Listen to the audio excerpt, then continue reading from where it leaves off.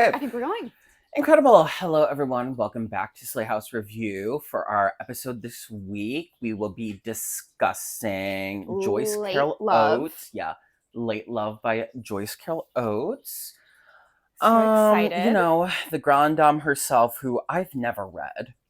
I have never read anything from her either. I mean, she's one of those names that always comes up. I know, and Never I read. was thinking on the toilet as I was taking a shit after we listened to this story.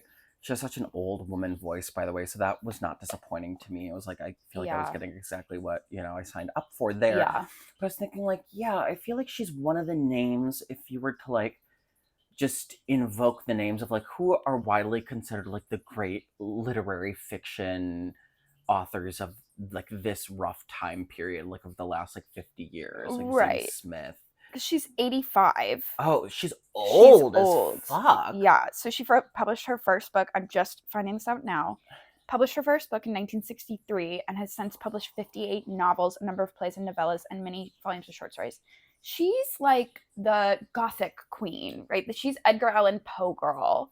Oh, is she? I think she's like this story certainly gave Gothic. that. Yeah, like the myth. She's always like vaguely bordering on like sort of supernatural kind of mystery kind of stuff. I feel Yeah, like. and she alludes to that in her interview I too. mean, she's looking very witchy with this Yeah, hat. with the big hat, who's Yeah. sort of like kind of David Lynch like appearance. Like it's sort of like sort of vaguely disturbing in the way that David Lynch likes to present people on film, if that makes sense. Like she looks like sort of a monster or creature, but I think that's maybe me just dunking on her for being like sort of old. Right. She has this sort of like pallor to her skin that seems sort of like damp and sort of like clammy, but I think she's just old.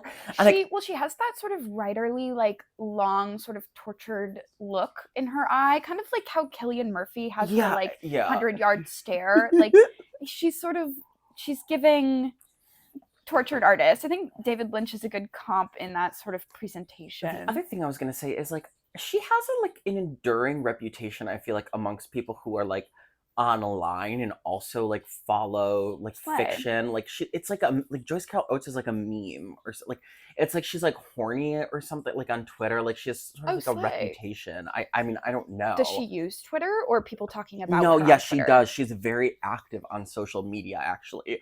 Which if she's 82, like 85. If she's 85, slay. That's pretty cunt. That's actually pretty great. When my grandma was like dying, like not like directly in the process of dying, but like in the last year of her life, I remember I was like, oh, like maybe I can give you an iPad and like teach you how to go on the internet. We did that for my grandma. And she's like, oh, that would be fun. And I like never did it. And I feel sort of bad. But you know what? Good for Joyce Carol Oates for never having to ask that of any child or grandchild. Does she have children? She's all online. Let's find out. That is fantastic. I'm actually very fascinated by her as a sort of character. As a character now that we're reading her work, and I'm glad that we're looking into her a little more because it's not that the other writers were not interesting, but I do feel like there's such a mythos attached to Miss Joyce that slay. Okay, so she, important to note, did have a spouse who died, and then she remarried, but she does not have any children. She doesn't have one kid? I don't think so. I guess she chose her career. It's good for her. And you know what? She has 58 Raised novels. Catholic. Oh, well, there we go. Oh, God. I knew there was something. Okay. And I wish she did have kids because I wanted to ask the question, like, if your mother was like a well-known writer or just like a celebrity, like, would you as a child like look them up on the internet and like read people and listen to people talking shit about them, like just out of curiosity? Like, I wonder what people are saying, what mean things people are saying about my mother online. That's really, I feel like I'd be compelled to do so, but I would get really upset. I feel like I'm too sensitive for that sort of thing. I feel like I sort of rest my case that it would probably be very boring to you because so like still I think like yes, I'd be tempted, especially if I knew there was something particularly juicy or if my parent had just released something either A, controversial, or B, like edgy in some way. I'd be very curious. But on the whole, I do feel like it would be the equivalent of like asking my dad to describe to me in detail like his work, like exactly. His job. Like my dad's not a writer, just like what do you do at the at the real estate like commercial Yeah. whatever, and like it's like Oh, okay. Like, sorry. boring. Yeah, Okay, I you don't just actually care. regret asking immediately Right, because it's like because now I have it's to like, listen to this I and I'm don't like, know, so oh, there actually is normal. like, yeah, no allure to this. Right. I'd be like, okay, I guess your silly little story is, making people upset Yeah. on Goodreads. Like, yeah, slay, Oh, as it yeah. should. Oh my gosh. Yeah. Yeah, no, she has no children. I guess that's what you need to write 58 books. Yeah. No, seriously. And the other thing when I heard, because I listened to this story and we listened to this story, when I heard the woman introducing it saying she's written over 70 novels, I was like, okay, then why are we giving her the space to put a fucking story in the New Yorker? Yeah, Like, because that's how they the roll. other thing I will say though is like, yes, what you said about her feeling kind of like a interesting person and like a character to dig into, it does enrich the experience of like Yeah, reading this in a magazine where like these other no names, it's just, as we've been saying, take a puff of the vape and move on. which So I like, think sure, I is guess give her the space. interesting, right? Because I mean, the New Yorker is not just like a literary magazine. Like, if I feel like it makes sense for the format of it Yeah. that it's like, I want to be presented, if this is sort of like an all-encompassing publication, not just literary, but like there's like lifestyle stuff in it, then it makes sense that they would pick people, like, let me dig my teeth into someone's sort of like brand as a person. Like, who is this person in the New Yorker? The same way, what was it, Oates Marshbag and Yeah. Emma Klein on the Cover of Italian it. Vogue. Mhm. It's like they're Yeah, there's characters. and that always, yes, in my opinion, always enriches the reading experience. And I Exactly. feel way more curious to like kind of get a handle of this person's thought process Yeah, and it's like very what this meta. means. Yeah, exactly. And that's thrilling to me. That's fun. That's entertaining Right. as a reader. Whereas with the no names of the stories that we've read, it's like If you're not we like a can persona, then yeah, we can like speculate all we want, but like, but it's like empty, It's like yeah. we're not getting anything out of it. This feels very real. Like I Plus, could it seems harass this person. counterproductive to those Yeah. situations. With this, it's like, yeah, Yeah. Oh, this here's a woman has person with right lure. Yeah. built a life around this like kind of like work, doing literary work. What does that look like? Let's see her Wikipedia page. Let's dig Absolutely. into her Yeah, personal and beats. we love a Wikipedia page. So I Slay. guess digging into the I guess story we should get to the itself. story. Yeah. So basically, the skinny of it is this old lady named Kay. She's a widow, and then she gets remarried to a man named T, and he's like a high up academic, like Yeah, at a college, and he has tenure or had tenure. He like recently is retired in like medical history, and basically he had divorced a woman as well, who then later died. yes, So thank like you. their both previous spouses had died, but like whereas for Miss Girl, the main character, her husband like died while they they were were married. married. Yeah. And so basically the course of the story, it's like this marriage is great. He really saved me. She talks about wanting to kill herself before getting remarried. And the husband's great, yada yada, this, that, and the third. Although early in the story it is alluded to that like he like says like, oh, like don't ever try to placate me or some shit like that. So we get some early like signals of like, there's an underbelly to this character, her new Right. husband. But then basically they're like asleep in bed and he has these like sort of violent nightmares and that are very disturbing to her and wake her up. And she then wakes up her husband, and her husband's like, what are you talking about? Like, I wasn't having a nightmare. You were having a nightmare. Mm-hmm. And then this process basically goes over and over. But throughout it, we learn some other things. Like we sort of get a little bit of her backstory filled in, like, or maybe not her backstory, but more, it's like character psychology building. Like, she's really extraordinarily paranoid about this, like about the way that her husband talks to her and whether or not he's like, which I think was actually a nice touch, and we can get into how we feel about it. But she's just sort of constantly anxious about like, is he gonna call me darling? Like, basically, like, am I keeping him happy? But meanwhile, she's experiencing extreme paranoia about these dreams that he keeps saying are not happening. And then the way that he keeps saying they're not happening, and she keeps seeing him like in his like nasty physical form while having these nightmares, makes her scared that he's gonna kill her. And then she starts having these paranoid thoughts that, oh, he killed his ex-wife, right. And that's why nobody in his life like wants to talk about her. That's why and like she tries to Google the ex-wife, and it's like, these posts have violated our terms of service, so they can't be displayed. So she can't find anything about the wife. And then she starts getting delusions about leeches too. And then things get a little bit confusing from the narrative standpoint. We don't understand necessarily while we're reading what is a dream, what's a delusional thought, and what is the reality of it. Where she's like awakened in the night and she like feels leeches on her, and she mentions leeches were like, you know, something she had been familiar with going through his books because he's like a medical history academic, and you know, he has a lot of stuff on bloodletting and leech therapy or whatever's. So she imagines her blood's getting sucked out, and like there's like this metaphor. Yes, with, exactly. like, I thought it was like, you know, at one point there's just a single line of dialogue that says leech, and I'm like, okay, we wait get up, it. yeah, plant the like, flag right in there, right. Joycey. And then by the end, it's like we end on an ambiguous note of where we don't understand whether or not she is the one having these nightmares, as the husband is saying, or if she is really experiencing her husband drugging her and putting leeches on her body while she's like unconscious. Or if, right, which would then be her like nightmares that he's talking about. Or she's just simply having bad dreams, and it's like the inverse, and he's just like, what the fuck? Which is, I think, mildly interesting. I think so too, and I think generally, like, conceptually, I feel like this story totally works. And we forgot the whole when she's hallucinating the ghost of the ex-wife. Oh, yes. That was kind of important. She's like, you know, while her husband goes out, well, we're told, but I don't know if it's part of her dreams, you know, where it's unclear if this is like in the reality of the world of the story or not. But we are told that while her husband's at work, she goes through the cellar, like looking for the remains of his ex-wife because she's convinced, he killed her. And she's sort of hallucinating the ghost of his ex-wife, who is incidentally instructing her about how to kill the husband. Yes, so. and the way that the ghost describes it is like, oh, go to the medicine cabinet and grind up a bunch of pills and put them in his food, and then suffocate him, smother him with a pillow, which previously in the story she had been like sort of theorizing that's how her husband killed his ex-wife.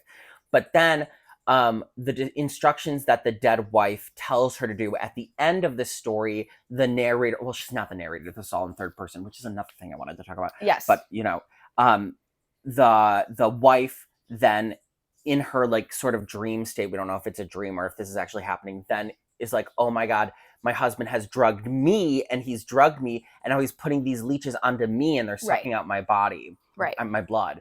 Yeah. So, and that's where it ends. Right. Which, you know, I mean, compared to the other stories, this is certainly one where I thought about it after initially reading it and continued to feel engaged to think about lingering. It. Yes, and it worked on multiple levels, whereas the other stories were very sort of straightforward, contemporary domestica, sort of like scenes from domestic America, you know, the feelings of domestic America. Whereas this, you know, I can see it's a conceptual exercise as well as like a domestic terror sort of story. Right.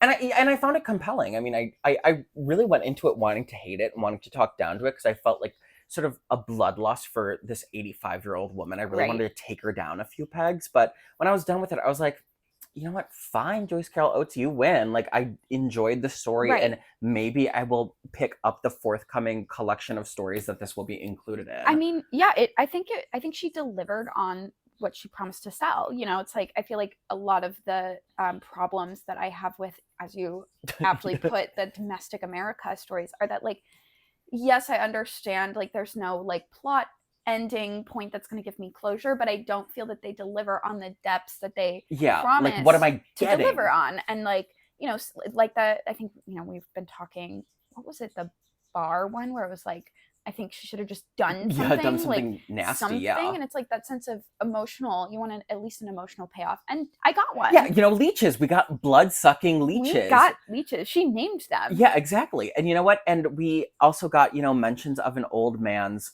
flaccid testicles in bed, which, yeah, exactly. It's like she did go there, and it reminds me of what we were talking about. I don't remember if it was Finisterre, if it was the bar one, where it's just like, yes, it's like capturing an emotion and like an experience, but like there's no like universal, like sort of like, you know, touching upon something like cosmic and like sort of like deeply unsettling or deeply true or some like moving in some way. And I feel like this certainly does touch on like kind of an uncomfortable, wider truth about just human emotions and like I agree. I totally relationships. So like, yeah. I mean, was it the strongest story I've ever read in my life? Like, not really. I mean, it was clearly written by, that's the other thing about the story. It is clearly like a masterpiece of contemporary literary fiction. It has that. It's not even like MFA'd. It's like written by someone who knows their shit doesn't stink. You know what I mean? Right. Like this is written by somebody who has indeed written, published, and sold 58 books. Yeah, exactly.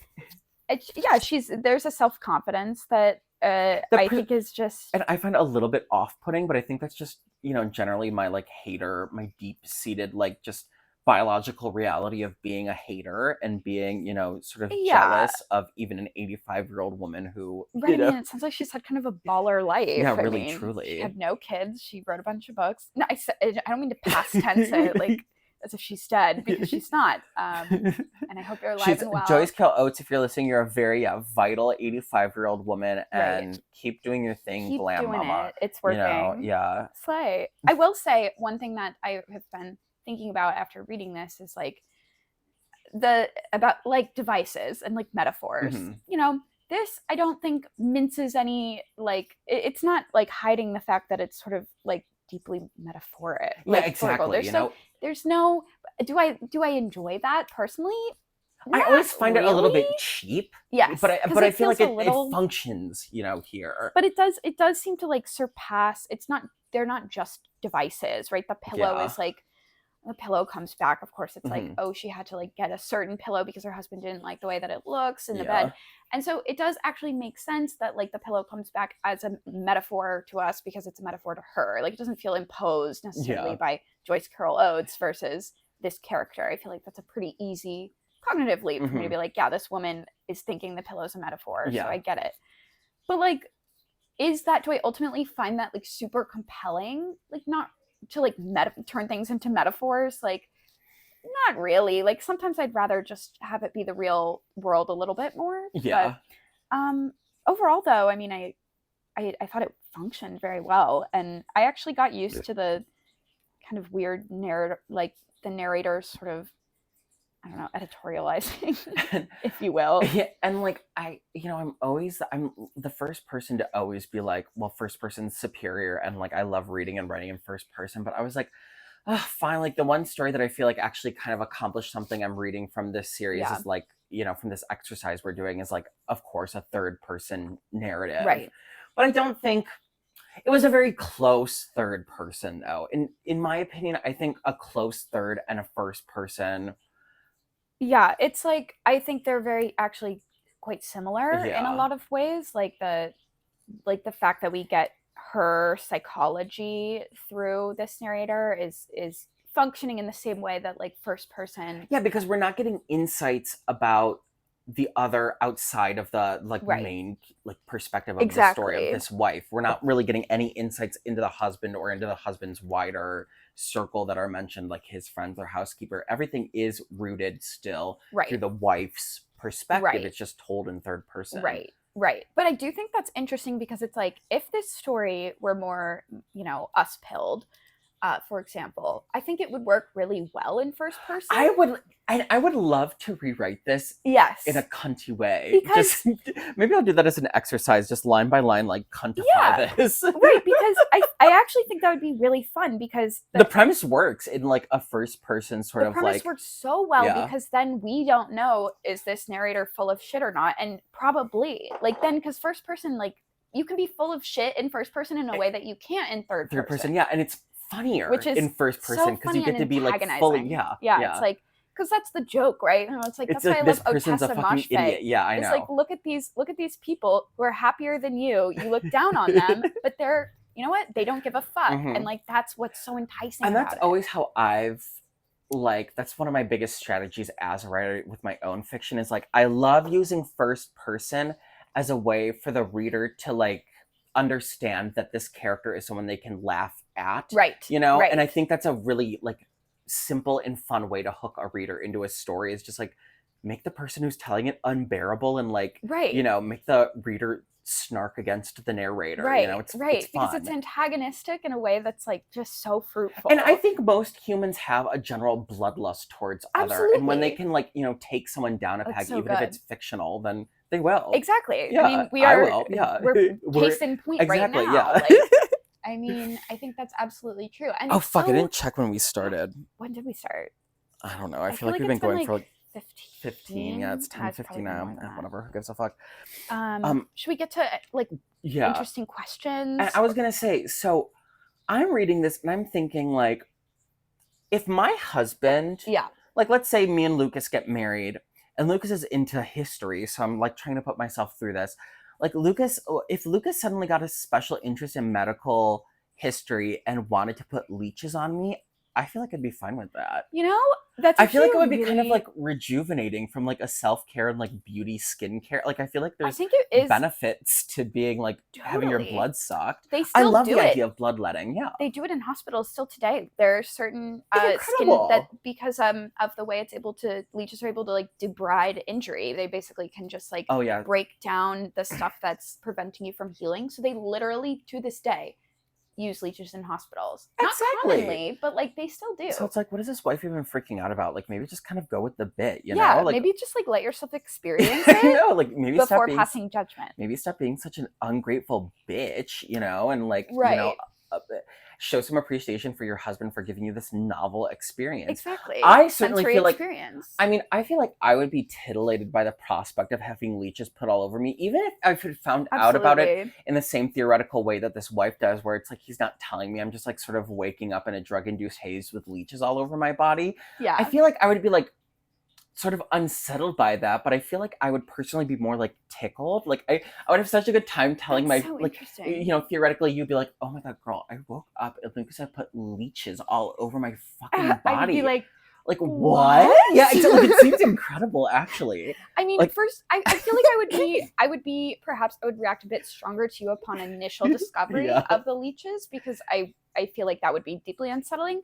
But afterwards, I would be like, okay, like if you like, let's try it. I will try anything once. Yeah, like if you just ask me, like we Right, can absolutely do this, I and prefer like you ask me first. you know, give me a glass of wine and like put on like a That movie. would be, like maybe the leeches would get drunk. wait, what? I wonder, has anybody tried that experiment? Like We should done a try bunch it. of ketamine? Yeah, got a leech. Where and see can if we the get a leech... bunch of leeches? Yeah. Does anybody know if there's? I feel like fishing stores that Right. sell blood sucking leeches. Could you imagine we walk into a Bass Pro Shop and we're like, do you Excuse guys me, sir. can you give us a bucket of leeches? I'm wondering if you can help me. I'm looking for, like, check my notes. Where are the blood-sucking leeches? just peek into my dark, twisted reality. Hey, man. I'm Do you just guys have like any wondering if you have any blood-sucking kind. they have to like suck blood, like They gotta be like the kind that can suck blood. we should do this over the summer. We should get a kiddie improv, pool. yeah. Oh, you mean the long con would be good. Yeah, going to a Bass Pro Shop and like acting mysterious and like Right. asking for leeches, but then also getting those leeches and then putting them In a kiddie pool. Yeah, so we do both. Maybe if I move and I have a bigger like outdoor deck space, we can fill up a pool of leeches. Asking your landlord, would it be fine if I induced South like leech therapy, bloodletting therapy? So I see there's a pet fee. How much would it charge me extra per month? Leech? Per leech? Because I kind of need a lot of them. I can't control their I could reproduction get rate. sucked down real good. But I do feel like it would like make me skinny. It would make me glowy. Yeah. I would be like filled with a kind of vigor. And I mean, it'd be like a cold plunge. Exactly. Like it's like, where's Wim Hof talking? Where's Andrew Huberman talking about the benefits of leeches? Did you follow all that, by the way? The Andrew Huberman harem. You know, I just sort of. I You've went. had I was enough, like, oh, yeah. and then I was like, I think I've dabbled enough. Yeah. So it was certainly I'm engaging. And if he told me to put a leech on my body, I certainly would, just because, you know, he's kind of like a big masculine man. And I don't know, I think I'm reading too much like Tumblr, like masculine hypno smut fiction on my dashboard that I'm like, now my mind is preconditioned to just take commands from, you know, a man with a deep voice. You know. I mean, there are worse things. Cunt, exactly. And I mean, with the concept of bloodletting, like even when I went through this phase maybe like 2 years ago, 3 years ago, where I would go give blood like as often as I slay. could, and I'd I like can't give blood because I'm like anemic. slay. Yeah. I used to get a lot of kicks out of just like lying about being gay because I mean until recently it was like you're not allowed to give blood if you're a gay man. Right, which is so I always thought that was so fun, but I always insane. really went in thinking like, oh, I'm gonna like drop off a pint of blood and like I'm gonna feel so good, like I'm gonna look so Right. good, and I feel like there's something to that. There absolutely is something to that. I don't think I've ever, maybe once.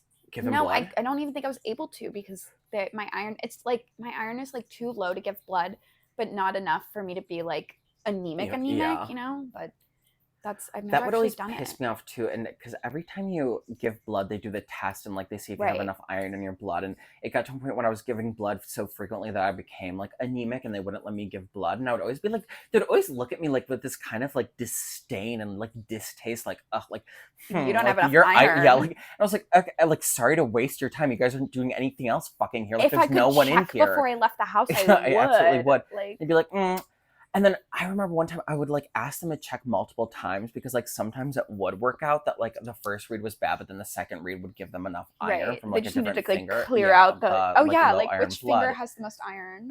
They would This always test, I one. think, like this one, yeah. The Slay. one beside the middle finger. And then one time I insisted that they double check, and like the Latina that was like testing my blood was like, no. And then I was like, no, just do it. And she did it, and then my iron still turned out like too low, and I was so mortified. I was like, When you double down and I was it like, doesn't pan out. you win. What else was I gonna ask about this story? That was such a good question. Yeah, it's been like kind of bubbling around my mind since I read Yeah. this, which again, compliments to the chef. Like, thank you, Joyce Oates, for giving me something to think about. Yeah. Thank you for spurring this like very interesting, Fruitful engaging discussion. The other thing I was gonna say is I feel like the way to quantify this story through like the Devin and Mark through the Slayhouse lens, Right. would be like, yes, her husband is putting leeches on her, but she's getting so cunty. Like, Right. she wakes up and the next day everyone's like, oh my god, you look so God, your skinny. hair. Yeah, look incredible. It's like her grays are gone. Yeah. Yeah, she's totally refreshed. Like her like crow's feet up here just sort of overnight like kind of passed her into like lift. Right? Like maybe her like And then I feel like I would end it with a scene where the husband's like fucking her and she's got like leeches all over her body. Right. Maybe she just leans in and is like, you know, if he's Let not the gonna leech- go down yeah. on me, like I'll just be leeched up. He's like, I'm gonna come in you and the leeches are gonna eat my fucking load. Yeah. Now I want to write this story. Yeah, slay. I mean, yeah, I think that is actually a really great point because that's on its last limbs. It is. This is we're gonna have to strategize about something to do with our nicotine consumption over the next week or so. Yeah. We'll see. We'll see. No, I had a good it was kind of along those lines. It was like I can't remember. It's gone.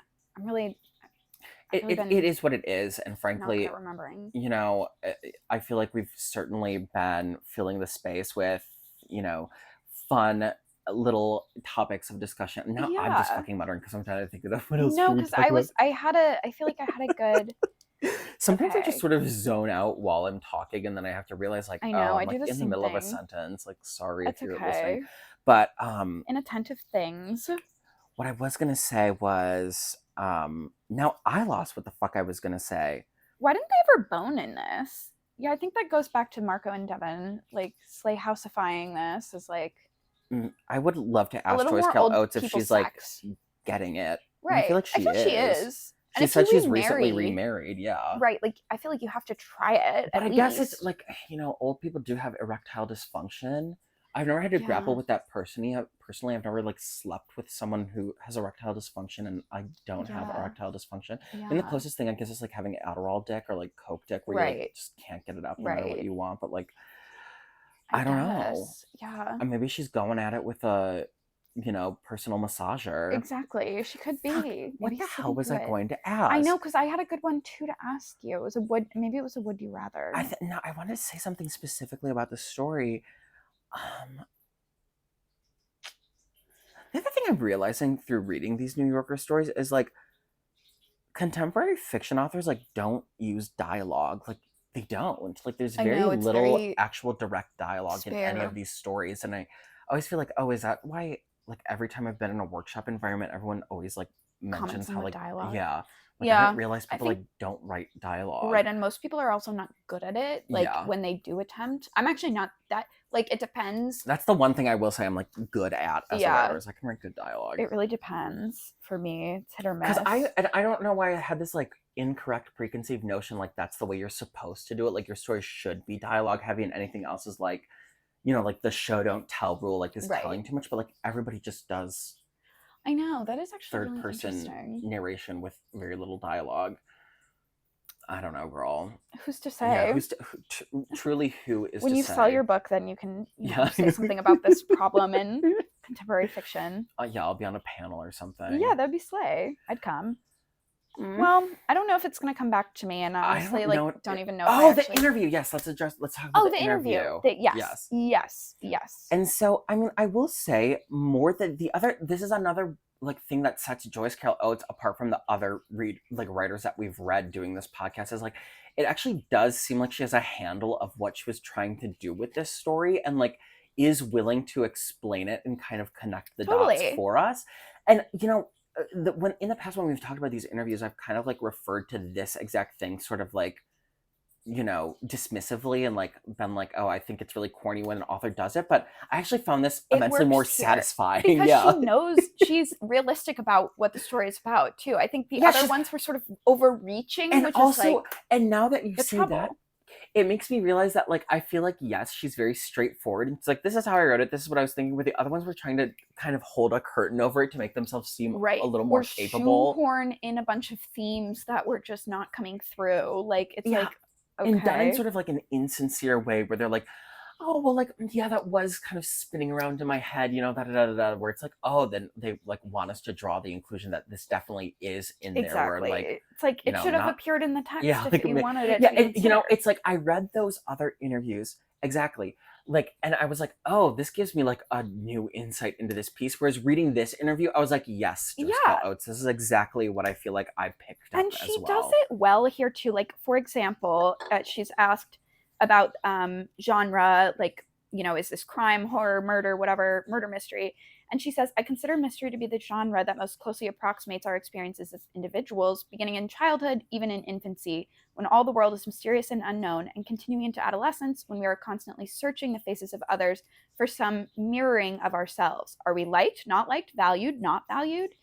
I was like, oh, that is actually a really apt way to I thought that was tie that together, incredibly compelling. And I'm just like sitting here listening to reread that, and I'm like, well, am I just like cocked fully? Because I was like, yeah, that's cunt, girl. Like, absolutely. Like, you know, like good job. You're right. Right. And this shows too that she understands her own work too in a way that like must come with the territory of writing for I know, and it makes me kind of like pissed off, you know. It's like it's like, well, also why can't this is my problem sometimes is when people try to over explain things. It's like either let the writing speak for itself and complement that. Don't just try to impose your whatever after you've agenda. Like, created the thing. Yeah, it makes me kind of feel very like naive and foolish about my own writing.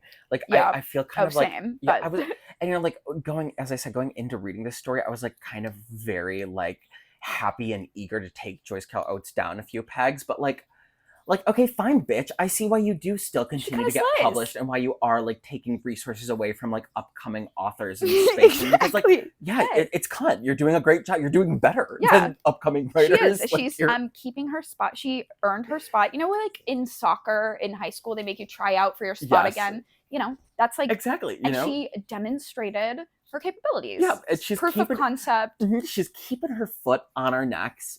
Rightfully so. And she's releasing a new collection. Yeah. And next year she'll have another one. Yep. I'm like, well, maybe I actually will check it out now. I know. Just that little description she did saying like, oh, like I think like mystery is like the most convenient genre to reflect the human experience. I'm like, oh yeah, I absolutely will pick up your collection, which is focused on this concept. That sounds incredible, so Joyce. Interesting to me because whether or not I agree, like I don't necessarily know if I agree with that about mystery, but she clearly does, and then shows how she like demonstrates how that's true. Compelling to see someone work through, and you know, and she's doing it through writing fiction. To her guns, and I like that. And I like you know what? It shows. Yeah, you know what, Joyce? Like I absolutely, like, I'm in your corner now. I'm sorry for making, like, a crude edit of your face and also for mocking your appearance as we started this episode. Like, I think she's like very cunty slay. I like think her appearance is like it's giving tortured artist in like a really cunty way. I mean, shall we put her on the mood board? Shall we? I mean, she might go on my mood board. And you know what? I truly it's think from like the 70s too. You know, at the end of the day, the other like paradigm that we have, not paradigm, I can't think of the word. Wow, I'm having a really Paragon. Period. Yeah. No, that's not it either. But the other thing that we've, mood board fiction versus, take a puff of the vape. Yeah, exactly. It's giving Shelley Duvall. It's sort of spooky and tortured. Yeah. Is she a Scorpio? And it's like, well, let's see. Or a Taurus? Oh, no, she's a Cancer. Okay. So, my rising is a Cancer. But, like, I think this achieves mood board. Yeah, it's very mood. Not necessarily the story itself, but her whole thing and her story informing what we understand of her whole thing. Exactly. Gives mood board. Yeah, it does. It does give mood. It absolutely gives mood board. And if I was like a 14-year-old girl, like also would very much give Pinterest. Remember we said something like what was it? Like we want to aspire to be what 14-year-old girls pin on Tumblr. Yeah, like, create a mood board focused around that. Mood board. Yeah, and I think like absolutely she's kind of like iconic. And I think female hysteria and like sort of like the unknowns of like being a wife like very much absolutely work within that. Right. Exactly. Oh my God. Barack Obama gave her a National Humanities Medal. Slay. I want to ask her what Barack Obama smelled like. Okay, slay. This is serving like 2014 style. It absolutely is. 2014! I know, it's giving Tumblr. It's giving hipster Tumblr. Blog. You go, girl. Pin to, save to favorites. Okay, what is this? Slay. What website is this? Achievement.org. Incredible. I mean, would I read a novel of hers? I don't think I would read a novel, but I certainly would read a story collection. I totally agree. I think her tone would be torturous over a novel, and especially because she's kind of known for like thick, like incredibly dense, long books. Yeah. I agree. I think short story is where it's at for me. It's hitting a nice pitch. It's nice. Yeah, length. It's a nice dose. I mean, I truly think I saw something on the Red Scare Book Club subreddit. Like a post was like, is Borges' assessment that the short story is superior to the novel really true? And I didn't even click the comments to see this dreaded discussion that these people were having. I recently said to Lucas, invoking Borges, millennials use Reddit the same way boomers use Facebook. Yes, it's the same. That is so. It fills the same niche, and so and the discussion has the same tone. Yeah, absolutely. Where it's like nobody wants to have fun. Right. Like it's like a weird, like veiled social thing. Right. It's like dick swinging, but like. It's sort of like a tantrum. Like it's like it's very like, strange. It's very strange. But like I mean, in this, if I were to ponder the question, is the short story superior to the novel? Like I honestly I do think so. I enjoy the short story more. I'm a sucker for a novel. I do enjoy I do love a short story. But I think it's just because I'm like so brain rotted that I'm number one incapable of writing a novel length project, and also at this point in my life incapable of reading a novel length project as well. It'll get there. We'll correct ourselves. Absolutely. Okay, well, what would you rate it in terms of? Yeah, I mean, I would certainly call this the strongest story that we've read, and if I am like looking back, I think I would give this story 4 stars. Me too. I would give Neighbors 3 stars. Yeah. And I would give and I know personally the star rating works for me. You can do your 10 out of 10. I'll ask you to elaborate with your own system after this. Exactly. I'm in a weird mood today. Oh, it's fine. This weed is like affecting me like Adderall usually does. So like That's why I like feel sort of compelled that like the wires in my brain are starting to cross, and now like whatever I do, it just like it feels like I'm on Adderall. Exactly. That's like that's how I got to where I am today. That's how we'll achieve anything.